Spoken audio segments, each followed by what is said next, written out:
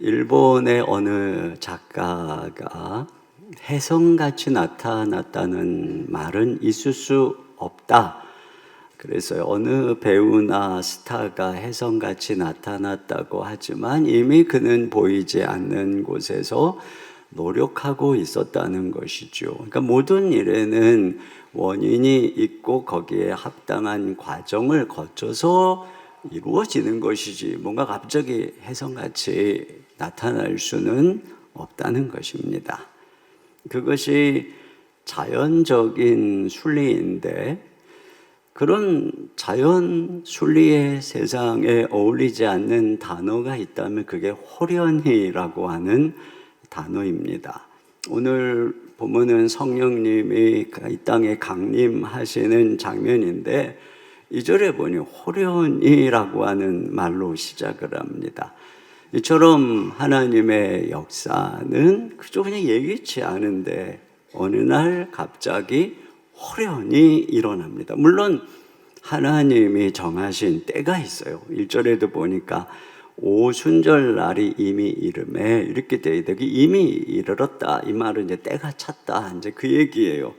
이 오순절 날이 하나님의 때라고 하는 것이죠. 이처럼 모든 것은 하나님의 때가 있어요.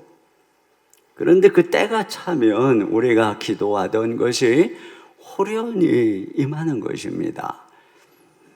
그럼 우리 기도 응답도 그렇죠. 저는 우리 장인 장모님의 아내랑 결혼하는 것을 3년이나 반대를 했어요. 그래서 엄청 열심히 기도했습니다. 기도해도 조금도 변화가 안 보이는 여리고 성벽 같은 상황이었는데 어느 날 갑자기 그게 그냥 호련히 무너졌습니다.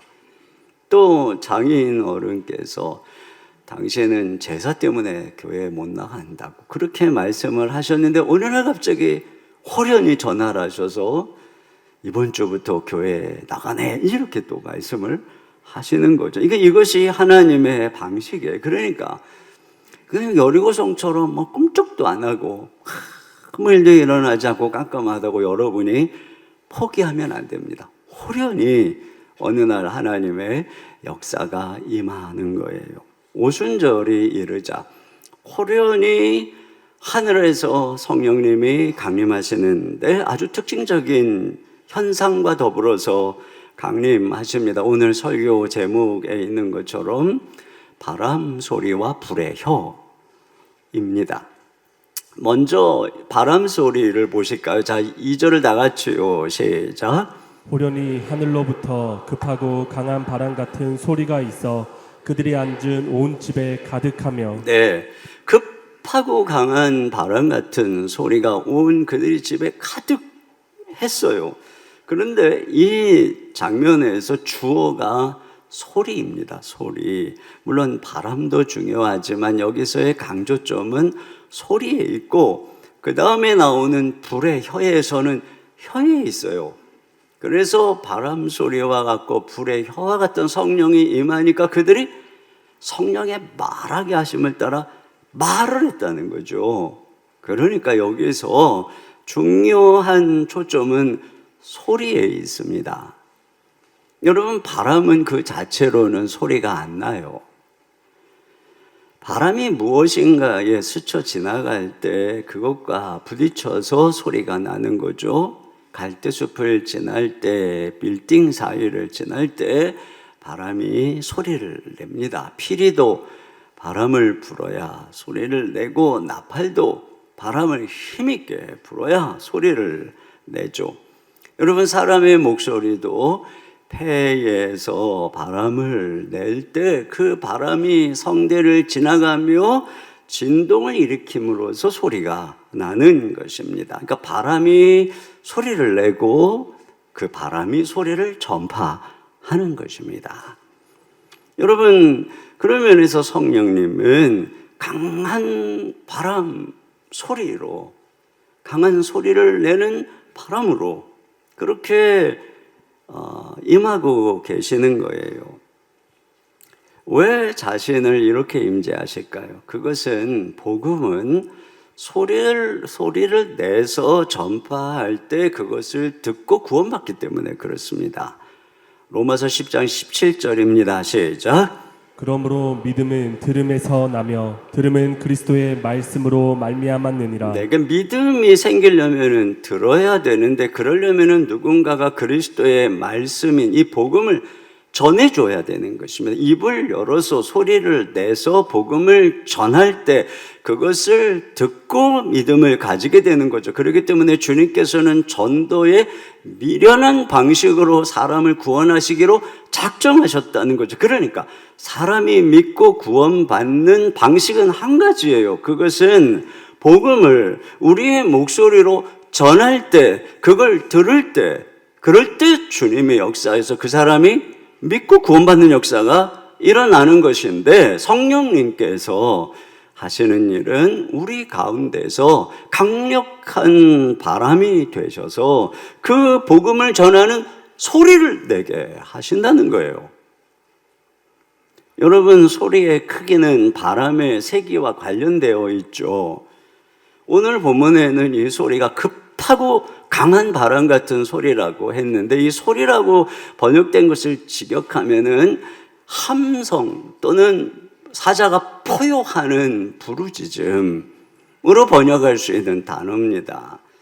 그러니까 그런 강력한 포효와 같은 함성과 같은 소리를 내는 게 뭐냐? 급하고 강한 바람이라는 것이죠. 이와 같이 소리의 크기는 바람의 세기에 비례하는 거니까요. 제 목소리가 작은 것은 아마도 이 폐에서 나오는 이 바람, 폐활량이 작고 이 몸통에서 내는 이 바람과 울림이 작기 때문에 아마 그러지 않을까 싶어요. 오늘 우리 찬양대가 막 힘있게 찬양을 했잖아요. 근데 정말 어떤 성악가는 그냥 여기서 찬양을 하면은 이 마이크가 터지고 저 스피커가 터질 것 같이 막 어마어마한 소리로 그렇게 노래를 하는 분도 있습니다. 그렇죠. 이게 바람의 세기에 이 목소리의 크기가 비례하는 것입니다. 근데 성령의 바람은 얼마나 강력한 것인지 그 소리가 함성 소리와 같고 사자가 포효하는 그 부르짖음과 같다는 것입니다.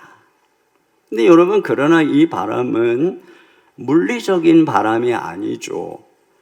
왜냐하면 여기서 이 급한 바람이 이렇게 엄청난 소리를 내는데 아무도 날아가지 않아요. 그 무엇도 날리고 있지 않아요. 그렇다면 성령님께서 우리 안에 일으키는 바람은 무엇일까요? 에스겔 해골 골짜기에 생기가 사방에서부터 불었어요. 사방에서부터 와서 그 죽은 자들에게 불었습니다. 그랬더니 그들이 살아나서 큰 군대가 됐다 이렇게 얘기하죠.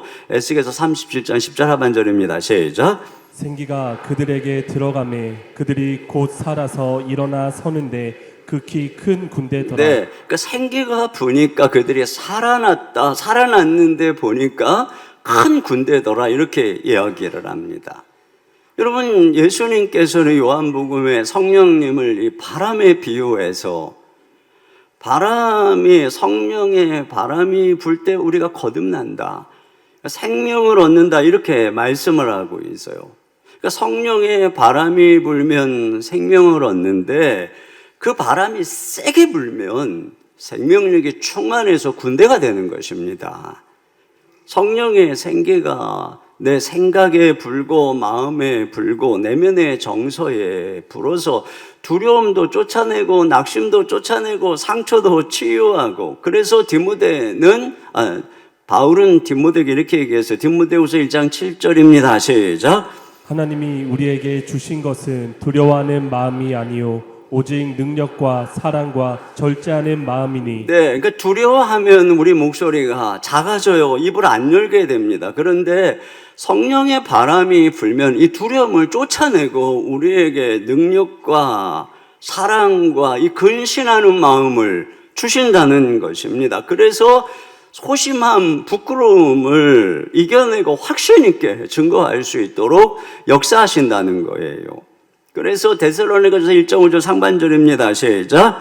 이는 우리 복음이 너희에게 말로만 이른 것이 아니라 또한 능력과 성령과 큰 확신으로 된 것이다. 그렇죠. 그러니까 성령의 바람은 이와 같이 우리 내면에 능력과 확신으로 불어서 소중한 복음의 말씀을 사자처럼 담대하게 전할 수 있도록 해주신다는 거죠. 그러나 여러분, 성령의 바람이 분다고 그 표현이 항상 크고 또 우렁찬 목소리로 바라는 것만은 아닌 것입니다.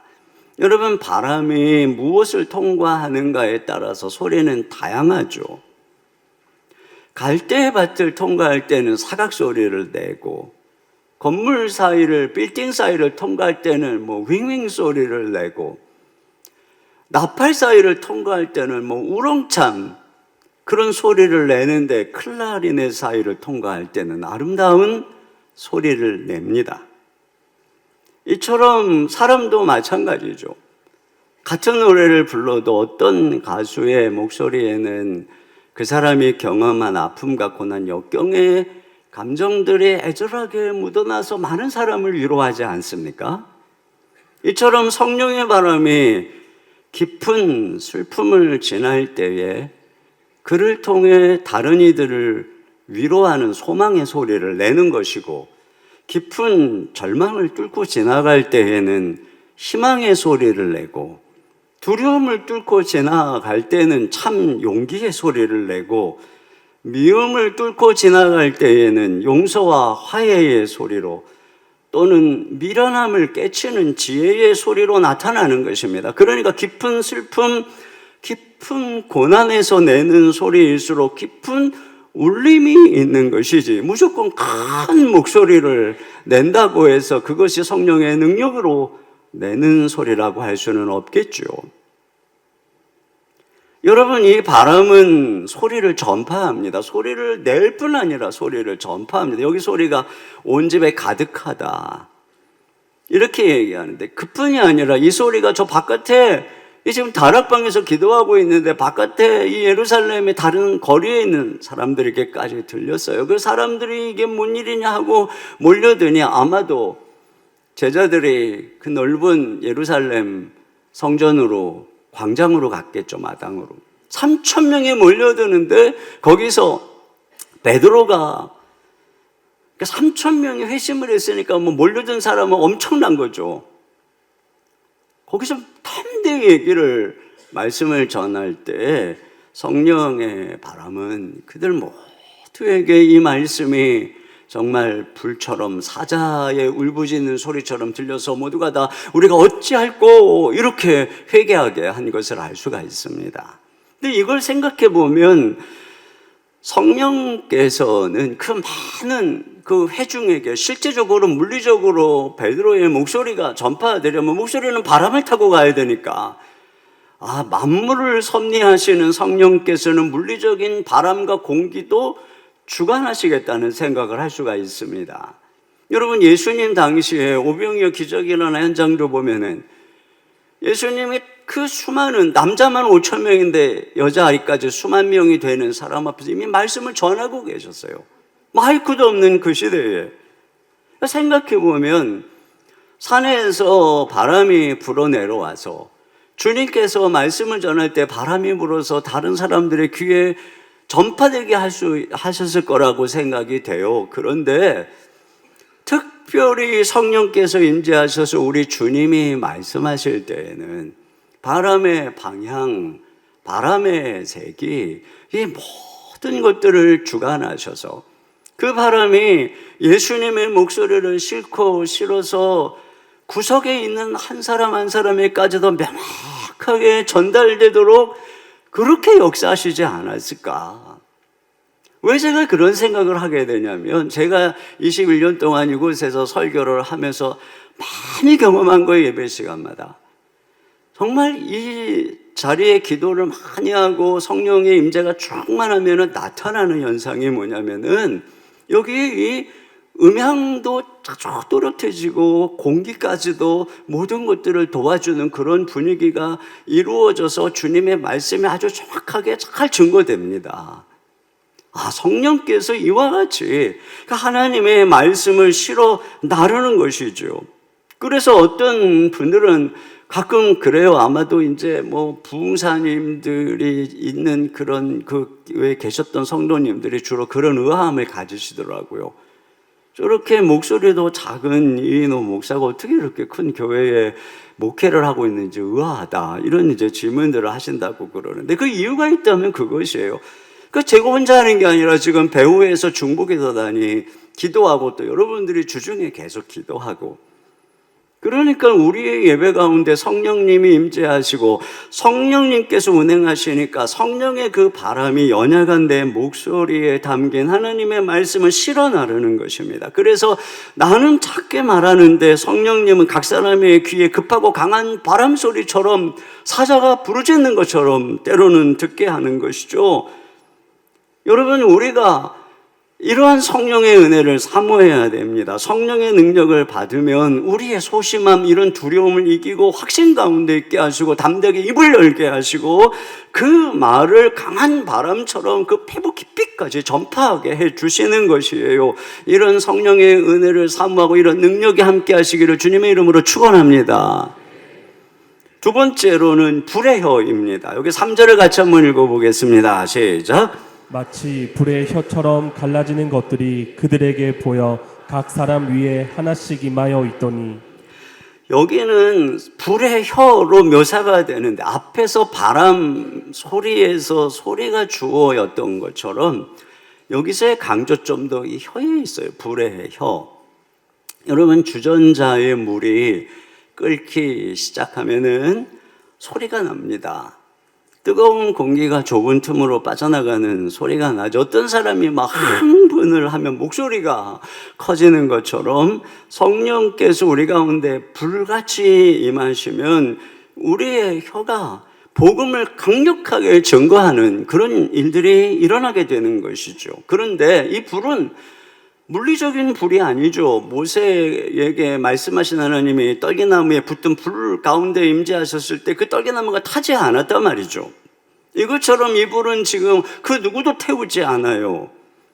이 불은 물리적인 불이 아닌 것입니다. 여러분, 물리적인 불은 몸은 따뜻하게 하지만 영혼을 녹일 수가 없어요.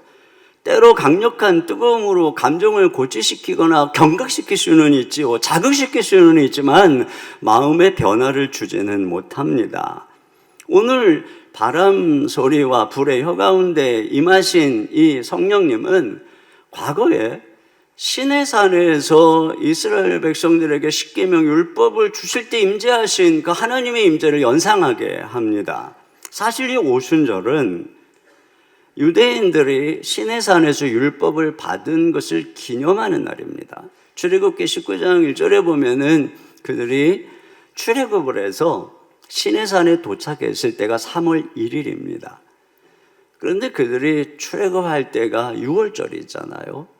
그러니까 6월절을 마친 날 1월 14일에 출발을 한 것입니다. 그래서 3월 1일에 도착을 했어요.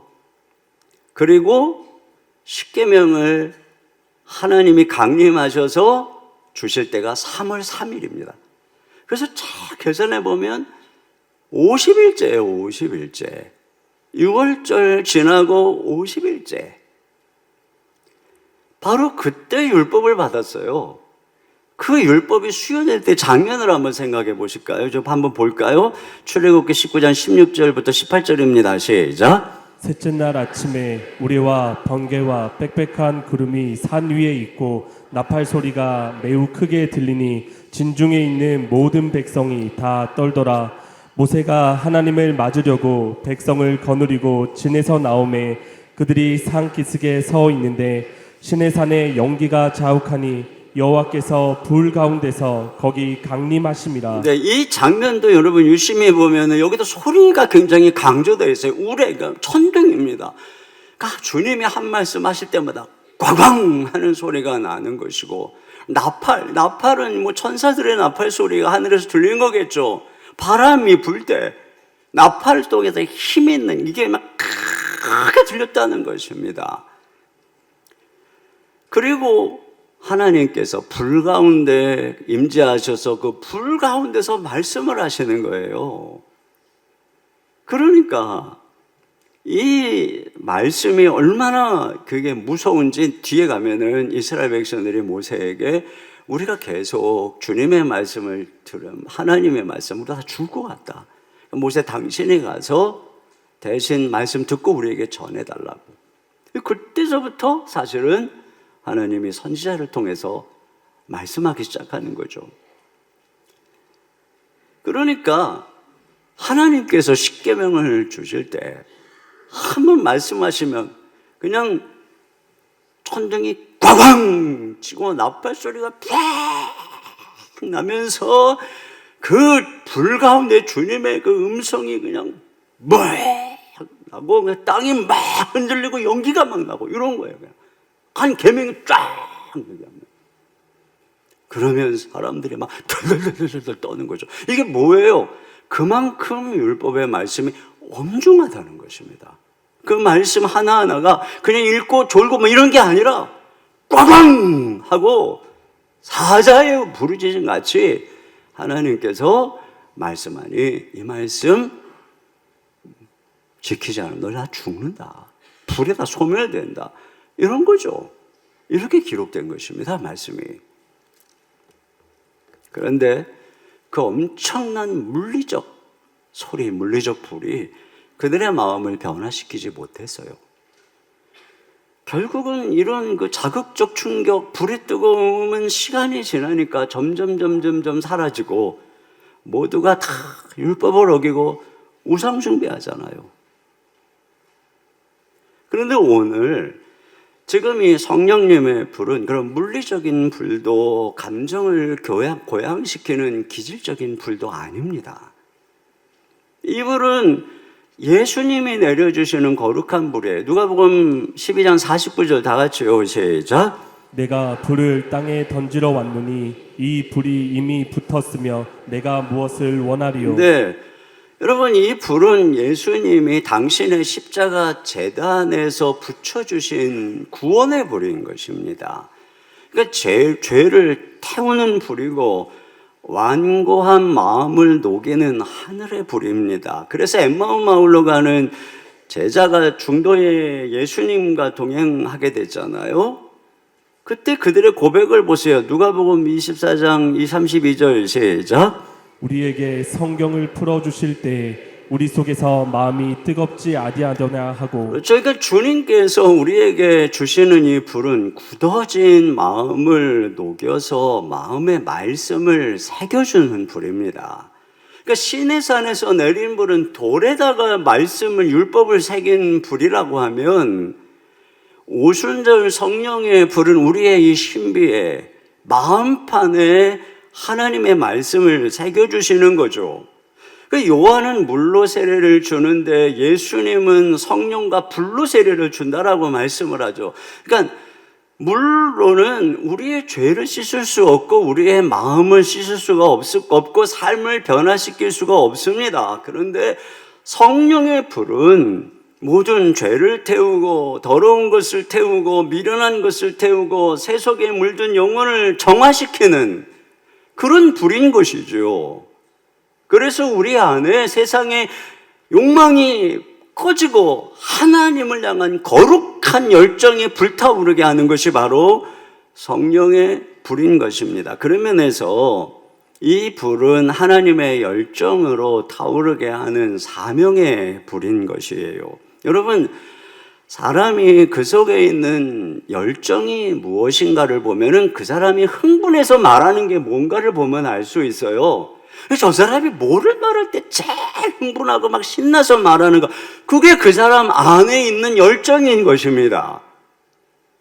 그런데 성령님이 불의 여처럼 임할 때 그들이 지금 뜨겁게 말하게 되는 것은 무엇인가요? 바로 하나님의 큰 일, 뒤에 보면 바로 이 부활하신 예수님의 증인이 되는 것입니다. 그러니까 성령님께서는 우리로 하여금 복음을 향한 열정, 말씀을 향한 열정, 그리스도를 향한 사랑의 열정이 불타오르게 하시는 거예요.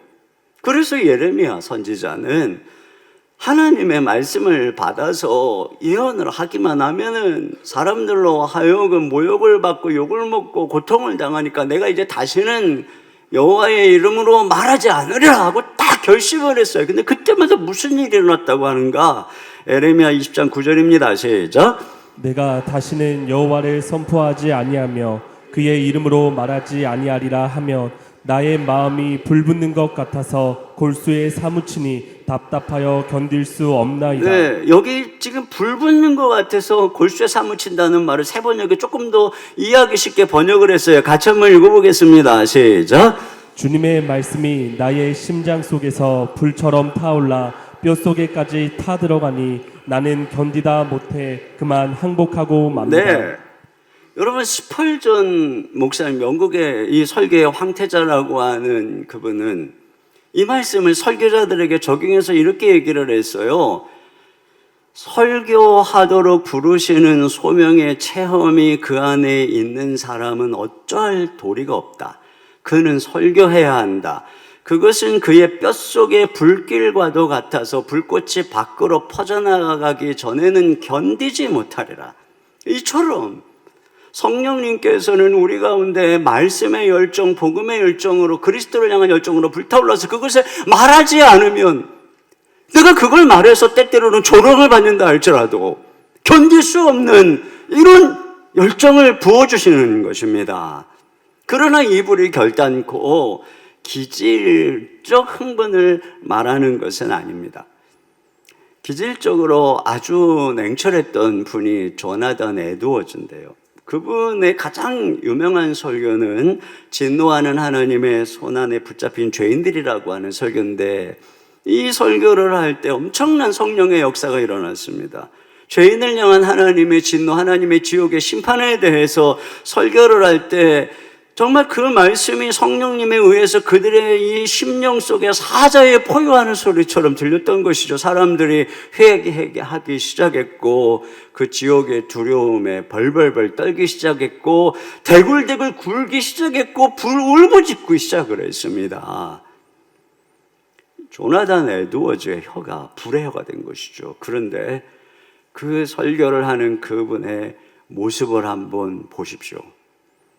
그는 지독한 근시여서 원고의 얼굴을 바짝 대고 호롱불을 든 채 설교를 했고 설교를 하다가 시끄러우니까 왜 이렇게 시끄러운가 하고 보니 막 사람들이 대굴대굴 구르고 회개하고 그러니까 그가 뭐라고 했느냐?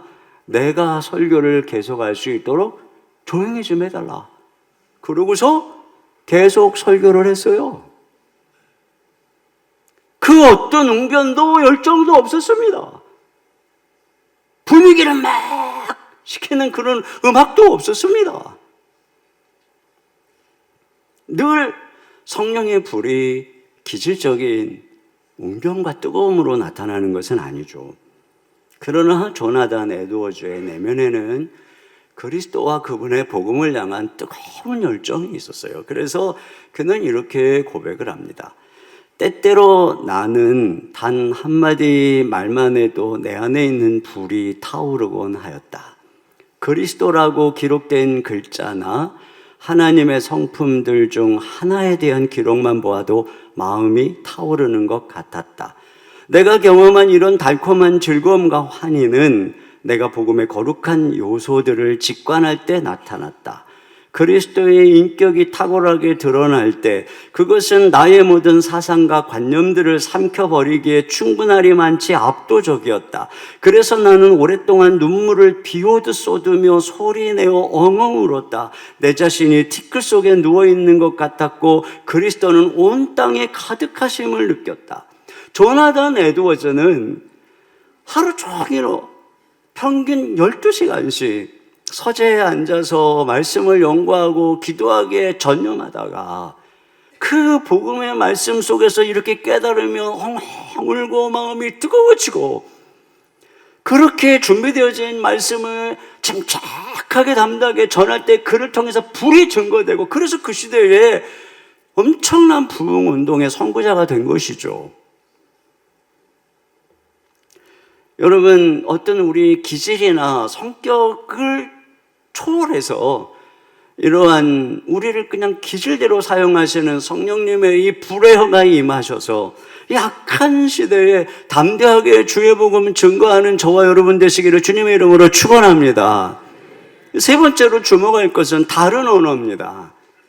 이와 같이 이 바람 소리 같은 불의 같은 성령님이 임재하시자 그들에게 나타난 현상이 뭔가 보세요. 4절입니다. 시작. 그들이 다 성령의 충만함을 받고 성령이 말하게 하심을 따라 다른 언어들로 말하기를 시작하니라. 네, 그들이 지금 말하기를 시작해요. 여기 보면 성령의 말하게 하심을 따라. 그러니까 성령 강림의 중요한 초점이 지금 어디에 있는 것이냐면은 성령님이 그들에게 임해서 그들을 말하게 하는 데 있는 것이에요.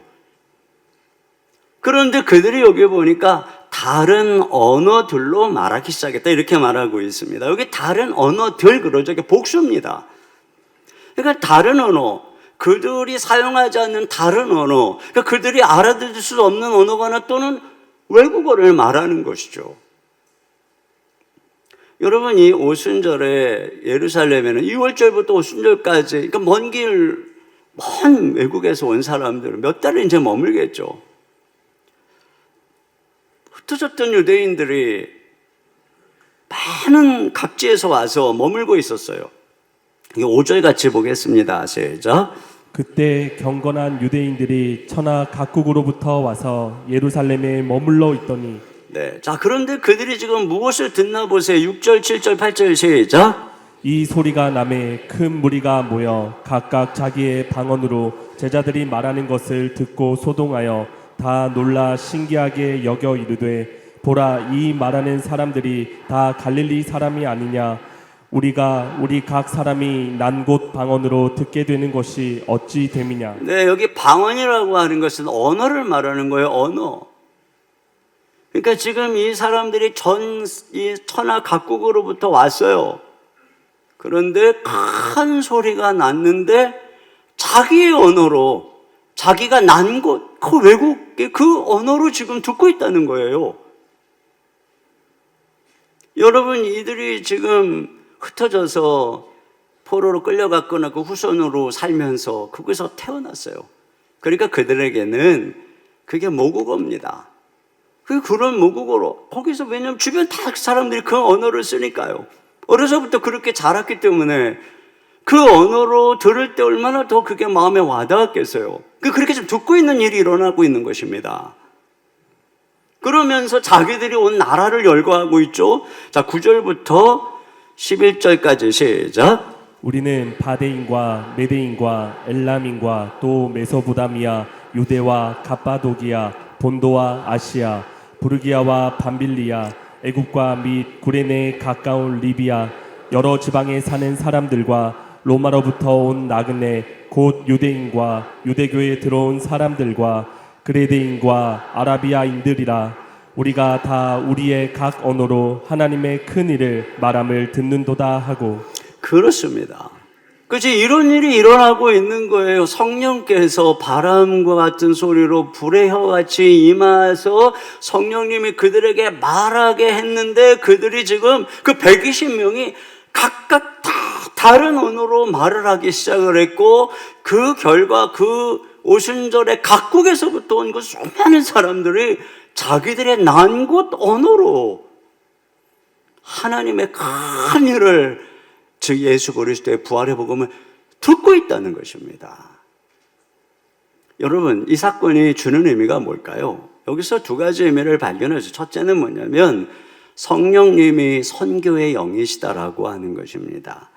여러분, 이 말씀을 우리가 오해하면 성령님이 임하시면 외국어 능력이 생겨서 우리가 막 복음을 전하게 되든지 아니면 성령님이 임하시면 막 우리가 방언을 유창하게 해가지고 방언을 막 하게 되면 상대가 다 자기네 나라 말로 알아듣는 이런 역사가 일어난다.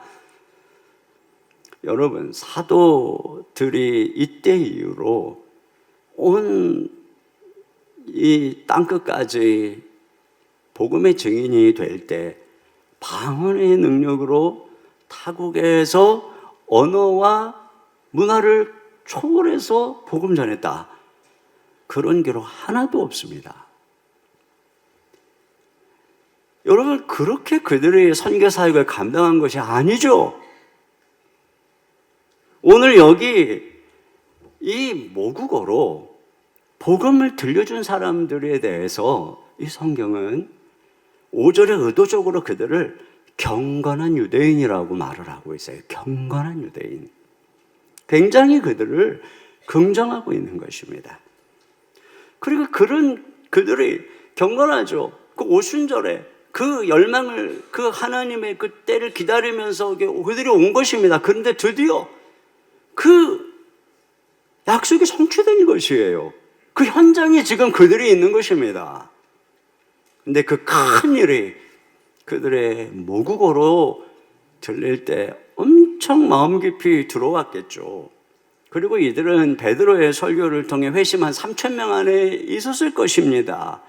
예루살렘에서 복음을 듣고 회심한 수만의 사람들 중에 상당수는 디아스포라 유대인, 그러니까 헬라파 유대인들이었어요. 그래서 잠깐 왔던 사람들인데 머물고 있었던 사람이든 아니면 외국에 오래 살다가 자기들끼리 구획을 정해서 헬라파 히브리 유대인하고는 달리 헬라어를 쓰는 유대인 공동체가 따로 있었습니다. 그들이 얼마나 열심을 냈는지 그들의 지도자가 스데반이었어요. 네, 스데반이 순교를 당하는 이 일로 인해서 예루살렘에 엄청난 핍박이 임하는데 그 핍박으로 흩어진 사람들은 바로 히브리파 유대 그리스도인이 아니라 헬라파 유대 그리스도인이었어요. 디아스포라 유대인들이었어요. 그들이 핍박을 피해서 각국으로 온 유대와 사마리아로 땅끝으로, 그래서 안디옥까지 복음을 전하기 시작한 것입니다. 그래서 이방 선교의 문이 열려지고 특별히 하나님께서, 예수 그리스도께서 로마 시민권자인 바울을 직접 만나서 그를 이방인의 사도로 세운 것이에요. 그러니까 보세요. 성령님께서 강림하실 때 단지 여기 지금 이 120명 그리고 12제자뿐 아니에요. 그들을 통해서 그들이 한 번도 말해보지 않았던 다른 언어로 말함으로써 그 자리에 와 있는 경건한 디아스포라 유대인들에게 모국어로 말씀해 주심으로 말미암아 성령님께서는 이방 선교를 위해 외국어를 할 줄 아는 경건한 유대인들을 특별히 지금 부르고 계시는 것입니다. 그리고 결국은 그들이 다 이방 땅을 향해서 파송되고 있는 거예요. 비록 핍박이지만. 이것은 성령님이 우리에게 외국어의 은사를 주다 그것이 아니라 성령님이 바로 선교의 영이시다. 이것을 우리에게 말씀해 주고 있는 것입니다. 그러니까 이 장면은 우리가 성령 받으면 외국어 안 배워도 돼.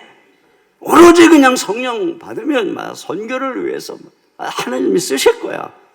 그것이 아니라 오늘 장면이 우리에게 말씀해 주는 것은 성령님이 선교를 위해서 외국어 능력이 있는 사람을 부르신다는 겁니다. 성령님의 선교를 위해서 외국어 능력이 있는 사람을 사용하신다는 것입니다. 우리가 외국어를 알고 외국의 문화를 아는 만큼 훨씬 더 그 나라에 가서 복음을 자유자재로 전하고 그들과 소통할 수 있는 것이죠. 단지 외국어뿐입니까? 이 땅에서도 국어의 어휘력이 크고 젊은 세대나 이 시대와 소통할 수 있는 어휘력이 풍성할수록 그 사람을 통해서 복음을 얼마나 더 시대 적절하게 전할 수가 있겠습니까? 여러분, 바울을 부른 것도 마찬가지예요. 그가 히브리어 정통하고 헬라어 아주 능통하고 로마 시민권이 있고 거기서 자라서 그 유대인들뿐 아니라 이 뿌리뿐 아니라 이 헬라 세계의 모든 것들을 문화적으로 알고 있는 그를 통해서 하나님이 이방인의 사도로 이런 일들을 지금 사용하고 있는 것을 보십시오. 그래서 결국은 이방 성계의 문을 딱 열고 베드로는 그냥 사라져요. 그리고 그 넓은 무대의 주역은 바울과 바나바가 쓰임을 받고 누가가 쓰임을 받고 하는 것들을 보게 되지 않습니까? 저는 그런 생각을 많이 합니다. 로잔 대회에 전 세계에서 200개국에서 5천 명의 지도자가 오는데 제가 지금 거기에 지금 같이 참석을 해야 되는데 제가 영어를 잘 못하잖아요. 그러니까 너무너무 답답한 거예요. 내 안에 막 하고 싶은 얘기도 많고 뭔가 막 많은데 말을 못하니까 저는 입을 다물고 있어야 되고, 그 뭐 영어 좀 잘하는 저 말레이시아에서 오신 분, 인도네시아 오신 분들은 말이죠, 영어 다 잘해요. 어려서부터 뭐 그렇게 문화 속에 있어가지고. 그러면 그들은 막 그냥 많은 청중들 앞에서 말하고 나는 가만히 들어야 되고, 이게 어쩔 수 없는 거예요. 내가 준비가 안 돼 있으면 그럴 수밖에 없는 거예요. 그러니까 우리가 열심히 기도하면 성령님이 갑자기 어느 날 나에게 영어를 잘하는 능력을 주시는 게 아니라 성령님이 저희가 하시는 말씀은 너 영어 공부 열심히 해라, 그거예요. 그러니까 기도해 주세요. 제가 영어 공부 열심히 할 수 있도록. 그리고 영어 좀 잘하는 비법 아시는 분은 좀 알려주세요. 좀. 두 번째는 우리가 여기서 바벨탑의 저주가 풀어지는 것을 보게 됩니다. 여러분, 바벨탑의 저주 아시죠?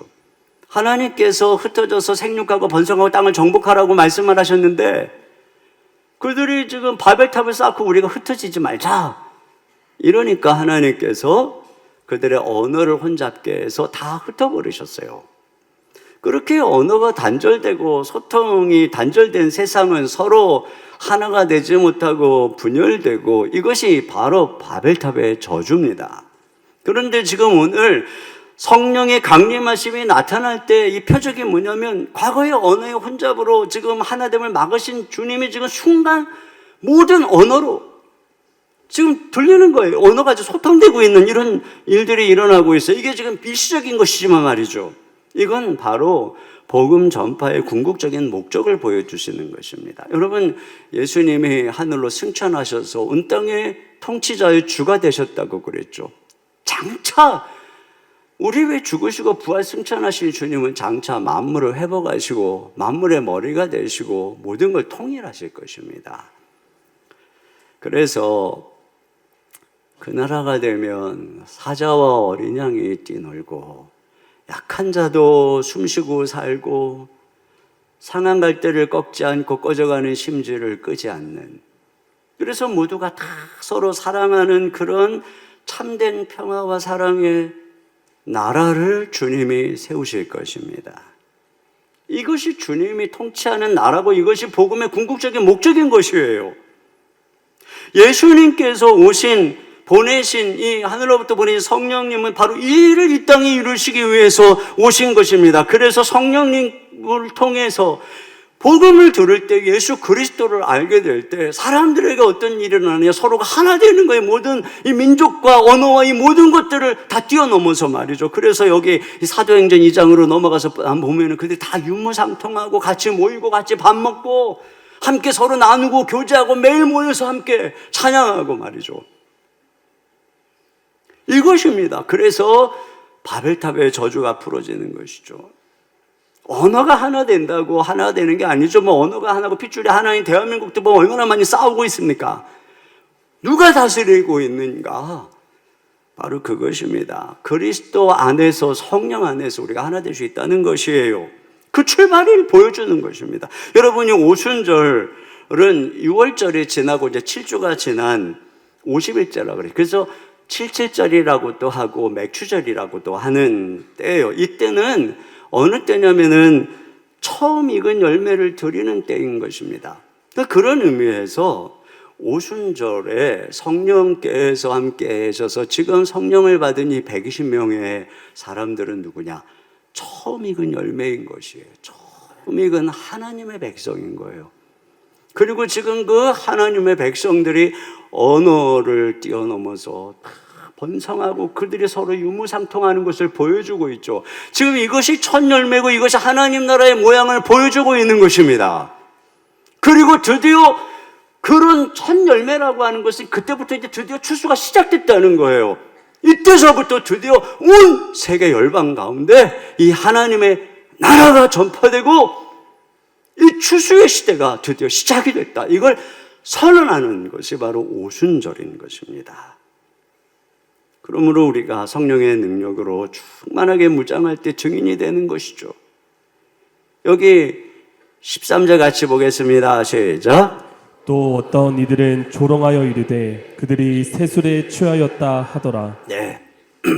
여러분, 술에 취하려면은 술을 부어라 마셔라 하면 그냥 술에 완전 만취하게 되는 것이에요. 이것처럼 성령을 찔끔 마시는 게 아니고 찔끔 맛보는 것이 아니고 오순절에 임하신 성령이 부어진 것입니다. 그 세례라고 부어진 거예요. 완전히. 그래서 완전히 취해버렸어요. 완전히 성령님에게 지배된 것입니다. 여러분, 이것이죠. 우리가 지금 이 사도행전 2장을 보면서 여러분, 오순절의 사건은 성령님이 이 땅에 강림하는 단회적 사건입니다. 그러나 이때에 이 제자들이 받은 성령의 충만한 세례와 능력을 볼 때 성령님을 통해서 우리가 그분의 흠뻑 젖는 은혜를 바라는 것은 동일한 것이고 그건 우리에게 반복돼서 일어나야 하는 것이에요. 우리가 이걸 사모해야 되는 것입니다. 하나님 예수님이니까 성령님 내 안에 계신지 안 계신지 몰라. 이런 정도가 아니라 그분으로 완전히 그냥 흠뻑 젖어서 완전히 그분으로 취해서 그렇게 사는 거죠. 성령님을 만나세요라고 하는 책을 쓰신 제가이스 목사님이라는 분이 계십니다. 이분이 처음 목회를 했을 때 구원받는 사람이 아무도 없었습니다. 그래서 너무 고민 끝에 위대한 사람들의 전기를 읽게 되었습니다. 무디가 뉴욕 시내를 걸어가다가 성령을 사모하던 그때 성령이 임하자 그가 그 성령을 받고 그 다음부터 삶이 달라진 이야기를 듣게 되었어요. 사바나놀라의 전기를 읽어보니까 그가 어느 날 강단에서 설교를 하러 서려고 했는데 자기한테 능력이 없는 걸 깨닫고 설교를 멈추고 성도들이 기다리라고 그러고 가서 성령의 능력 받을 때까지 기도했다는 거예요. 5시간 기도하니까 성령의 능력이 임해서 다시 와서 설교를 했다는 거예요. 제가 만약에 능력이 없는 것 같아서 저희 가서 한 30분만 기다리면 다 갔을 것 같은데 아마.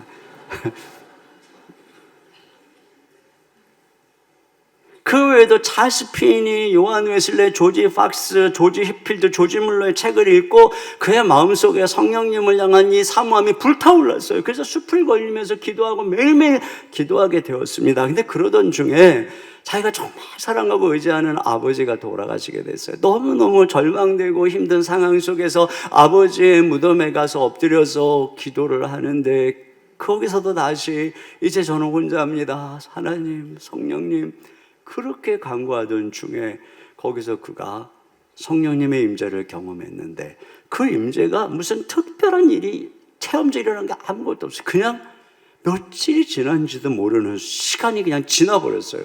그리고 그 다음부터 일어났는데 그에게 능력이 나타나기 시작했다는 거예요.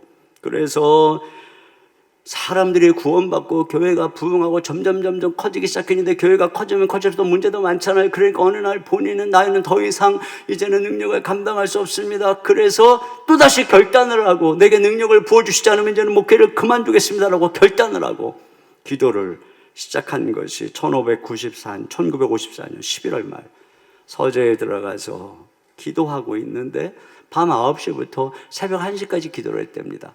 그런데 하나님께서 그 교회 기도 열심히 하는 한 분에게 그분들 기도하는 중에 목사님에게 가봐라. 그래서 가서 무슨 일이 있습니까? 같이 기도했다. 새벽 5시까지. 새벽 5시에 다시 성령의 부어주시는 능력이 임해서 이분이 다시 일어나 이 모든 한계를 뛰어넘고 사역을 했고 그래서 그 당시까지 25만 명의 사람들이 그리스도에게 돌아오게 했다는 것입니다. 그러니까 이렇게 말합니다. 밤새도록 기도한 지 21년이 지났지만 지금 나는 내게 거듭거듭 새롭고 신선한 기름 부음이 필요하다는 사실을 발견합니다. 이것이 나의 유일한 희망입니다. 그리고 그의 책에서 이렇게 이야기를 합니다. 나는 지금 책상 위에서 이 책을 쓰고 있습니다. 나의 책상 위에는 능력을 위하여 기도하라는 글이 있습니다. 책상 뒤편에도 능력을 위해 기도하라는 글이 있습니다. 면도할 때 보는 거울에도 능력을 위해 기도하라. 사무실에서 복도로 나가는 문에도 능력을 위해 기도하라는 글이 있습니다. 나는 하루에도 수백 번씩 하나님께 성령의 능력을 구하기 위해 기도합니다. 사랑하는 성도 여러분, 우리가 이와 같아야 됩니다. 이 시대가 얼마나 악합니까? 우리의 재능과 우리의 힘으로는 아무것도 할 수가 없습니다. 우리가 능력을 구해야 돼. 주님이 약속하셨으니까요. 바람 소리처럼 역사하시는, 불의 여처럼 역사하시는 성령님 임하여 주시옵소서. 우리가 증인되기를 원합니다. 그렇게 간절히 간구할 때 이런 은혜를 우리에게 베풀어 주실 줄로 믿습니다. 우리 이 시간에 같이 찬양 마지막 날에, 여러분, 이 마지막 날에 이 찬양도 가만히 보면, 여기 보면 이게 자녀들은 예언할 것이요, 청년들은 환상을 보고, 아비들은 꿈을 꾸리라. 이게 성령이 임하면. 그런데 여러분, 구약에는 하나님이 선지자를 통해서 예언하고, 꿈을 통해 말씀하고, 환상을 통해 말씀하셨어요. 소수의 사람들에게. 근데 성령이 임하면 자녀들도, 청년들도, 아비들도, 노인들도 예언하고 환상 보고 꿈꾼다는 건 뭐예요? 하나님 말씀을 전하게 된다는 거예요. 이 구약적 표현적 요엘서니까. 오늘날로 말하면 성령이 임하면 그가 청년이든 그가 어린 자녀든 그가 노인이든 우리가 다 하나님의 말씀을 전하는 증인이 된다는 것입니다. 우리 시간 이 찬양 우리 박수 치면서 함께 찬양하겠습니다.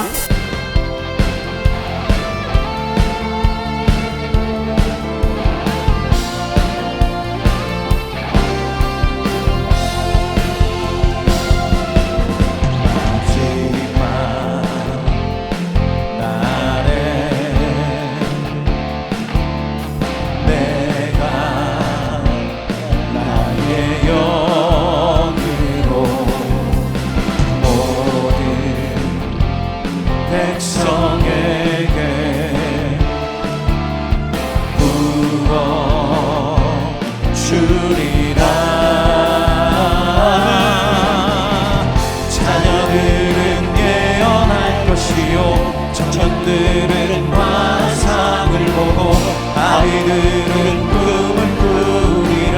주의 영이 임하면 자녀들은 예언할 것이요, 청년들은 환상을 보고 아이들은 꿈을 꾸리라. 주의 영이 임하면 성령이여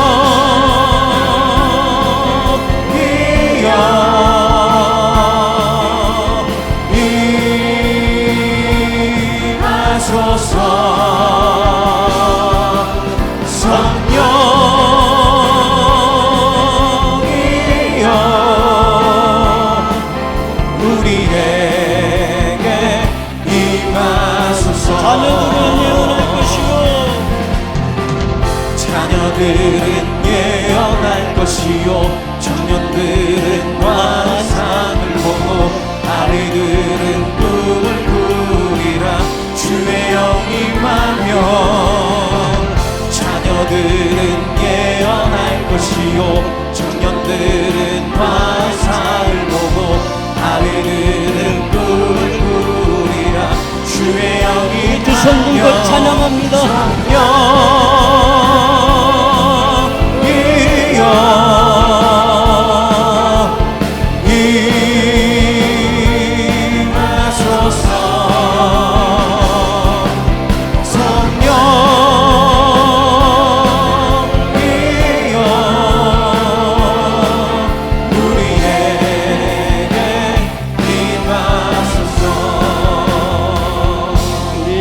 같이 한 목소리로 기도 제목을 읽고 같이 기도하도록 하겠습니다. 같이 읽겠습니다.